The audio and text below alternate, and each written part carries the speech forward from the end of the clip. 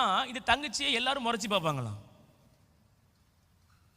யாரும் ஏற்றுக்கொள்ள மாட்டாங்க, படிக்கிற இடத்துல ஏற்றுக்கொள்ள மாட்டாங்க. அப்படியே அவங்களோட ஃப்ரெண்ட்ஸ் எல்லாமே கட்டாயி கொண்டு இருந்தாங்களாம். ரொம்ப மன வேதனை, துக்கம். அவர் சொன்ன ஒரு நாள், அண்ணே இந்த ஜெபம் பண்ண இயேசு நெத்த சொல்ல சொல்ல யாருமே என் கூட பேச மாட்டேங்காங்க, என்னை கண்ட எல்லாரும் ஒதுங்கி போகிறாங்க அப்படின்னா.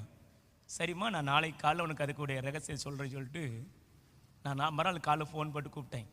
தங்கச்சி எங்கே இருக்குங்கும்போது நான் வீட்டில் இருக்கிறேன், ஜெபம் பண்ண வாங்க.